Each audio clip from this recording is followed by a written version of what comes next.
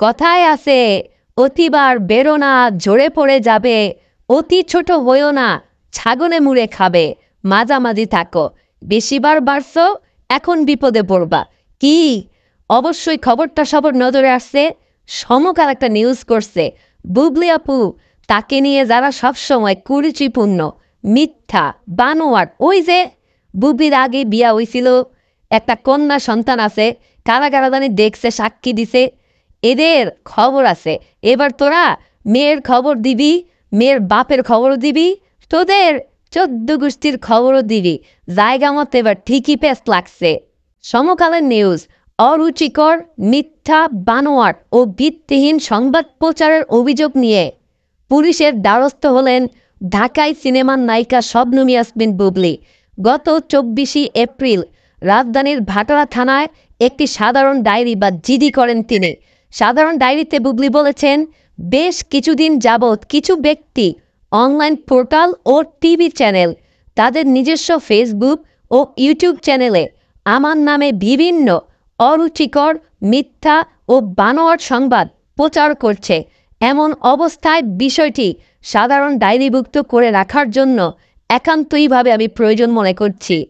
Police সূত্রে জানা গেছে, প্রতিদিনের চিত্র জামশেদ ভাই, মৌ সুলতানা, সনি কমিউনিকেশন, SK উজ্জ্বল, সোনিয়া শিমু, ফেরদৌস কবির, আবুল হোসাইন তুফান, শাহিনুর আক্তার, জাহিদুল ইসলাম আপন, এই আপনরা চিনছেন, ওই যে অপু বিশ্বাসের সাথে সবসময় থাকে, আমাকেও অযৌক্তিকভাবে ইচ্ছা মতো যাচ্ছে তাই বলে বকাঝকা করেছে। অনেকেই বলবেন আমি তো অপু বিশ্বাসের বিরুদ্ধে ভিডিও বানাই।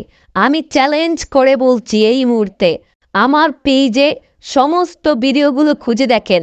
আমি ওই জামশেদকে এবং ওই জাহিদুল ইসলামকেও চ্যালেঞ্জ করেছিলাম, বলেছিলাম আমার টোটাল ভিডিওতে অপু বিশ্বাসের নামে একটি গুজব, একটি মিথ্যা কথা, একটি বানানো কথা, একটি সম্মানহানিকর কথা যদি খুঁজে দেখাতে পারে, যেটা আমি নিজে বলেছি অপু বিশ্বাস বলে নাই, তাহলে আমি জীবনও আর ভিডিও বানাবো না।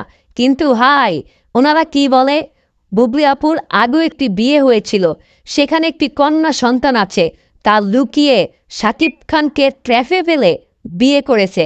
এবার তোরা সেই স্বামীর সেই সন্তানের খবর বের করে দিবি, নাইলে তোদের খবর আছে। ভাই, শুধু ইউটিউব ফেসবুক না, এই অভিযোগের তালিকায় আছে দেশের 4টি গণমাধ্যমের নামও। এই বিষয়ে মুঠোফোনে বুবলির সঙ্গে যোগাযোগ করার চেষ্টা করা হলে তাকে পাওয়া যায়নি।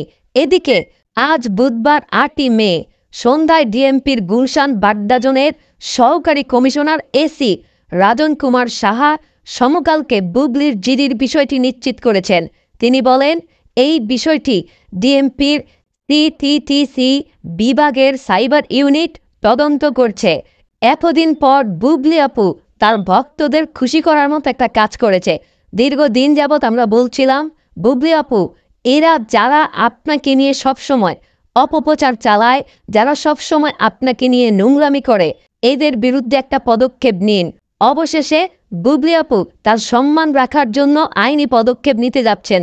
বিষয়টি খুবই ভালো লাগলো। এখন অন্তত তাদের হুঁশিয়ার হওয়া উচিত। ভুলভাল নিউজ দিয়ে দয়া করে কাউকে বিভ্রান্ত করবেন না। বাংলা চলচ্চিত্রকে যারা এগিয়ে নিয়ে যাওয়ার চেষ্টা করছে তাদেরকে পিছু থেকে টেনে ধরবেন না। যাদের হাতে কাজ নাই তারাই এসে সবসময় সমালোচনা করে। বুবলি আপু সমালোচনার ধার ধারে না, তিনি কাজ করে যাচ্ছে, তাকে কাজ করার সুযোগ দিন। মানসিক যন্ত্রণা না দিয়ে তাকে উৎসাহিত করুন। কি সবাইকে বলবো ভিডিওটি বেশি বেশি করে শেয়ার করে দিবেন। বুবলি আপুর ভক্তরা এই বিষয়টা দেখে যেন আনন্দিত হয়। বুবলি আপু এতদিন পর উচিত একটা সিদ্ধান্ত নিয়েছে। ধন্যবাদ বুবলি আপু, সবাই ভালো থাকবেন। আসসালামু আলাইকুম, আল্লাহ হাফেজ।